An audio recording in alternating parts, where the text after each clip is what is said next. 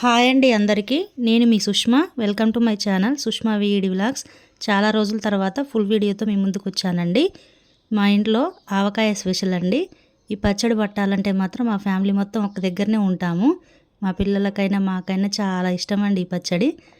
ఈ మామిడికాయలు మన చెట్టియనండి. మన షార్ట్ వీడియోలో కూడా ఉంటుంది, చూసేయండి. ఈ మామిడికాయలు శుభ్రంగా కట్ చేసుకొని వీటిని తడి లేకుండా తుడుచుకోవాలండి. ఇందులోకి మసాలాలు తయారు చేసుకుందామండి. అందుకోసం నేను మెంతులు, ఆవాలు, జీలకర్ర వీటిని బాగా వేయించుకుంటున్నా అండి. ఈ పచ్చడి పెట్టడం నాకు కూడా తెలియదు. మా ఇంట్లో ఎప్పుడైనా కానీ మా అత్తయ్య మా మామయ్య వాళ్ళే పెడతారు. అంటే మా అత్తయ్య వాళ్ళకి మా అమ్మమ్మ చూపించేది. మా అత్తయ్య ఊకొక డైలాగ్ వేస్తుందండి. మా అత్తయ్య నాకు నేర్పింది, నేను మీకు నేర్పుతున్నా, ఎప్పుడు నేర్చుకుంటారు అంటుంది.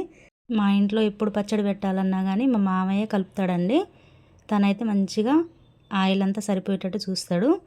ఇప్పుడు ఇందులోకి మనం మసాలాలు పట్టుకున్నాం కదండి, ఈ ముక్కలో పట్టించుకోవాలి. ముందుగానే సాల్ట్ ఇట్లా మొత్తం చల్లుకుంటే ఆ ముక్క అనేది వాటర్ అనేది బయటకు వస్తుంది. మనకు కారం ఎంత పట్టిద్దో తెలిసిద్ది. ఇందులో కాస్త పసుపు, అలానే మనం ముందుగా గ్రైండ్ చేసి పెట్టుకున్నాం కదండి, ఆ పౌడర్ కూడా ఇందులో కలుపుకోవాలి.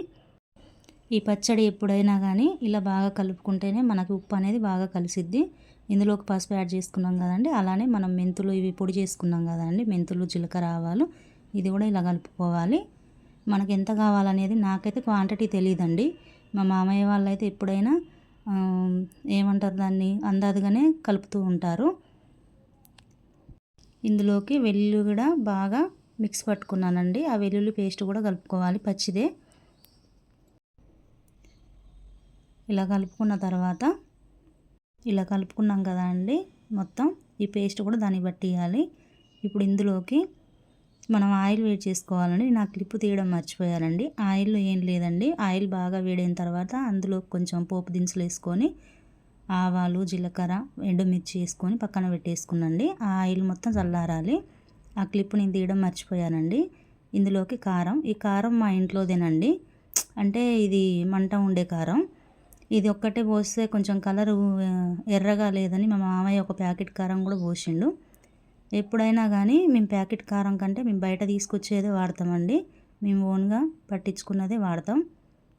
ఎప్పుడైనా ఈ రెండు మనం మిక్స్ చేసినామనంటే ఈ కలర్ అనేది మంచిగా కనిపిస్తుందండి.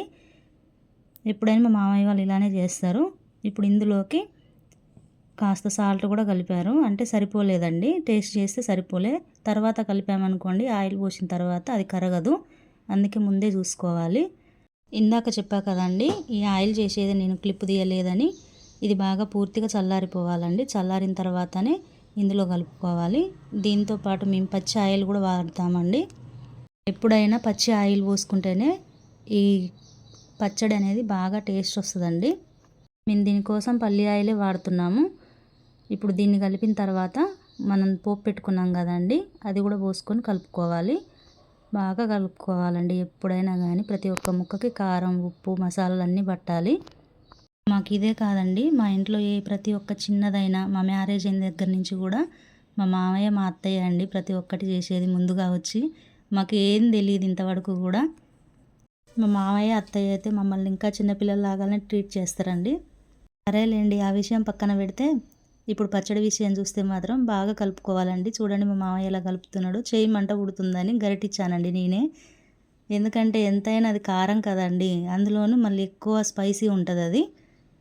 ఆయిల్ మనం చూసుకుంటూ కలుపుకోవాలండి. ఎంత పట్టేది అనేది మనకు తెలిసిద్ది చూడగానే. ఆయిల్ కాస్త పైకి తేలుతున్నట్టుంటే మనకు పచ్చడి రెడీ అయిపోయినట్టే అండి. ఎప్పుడైనా కానీ ఆయిల్ ఎక్కువగా ఉన్నా కానీ మనం జాడీకి ఎత్తినప్పుడు అది బాగా ఊరుతుందండి.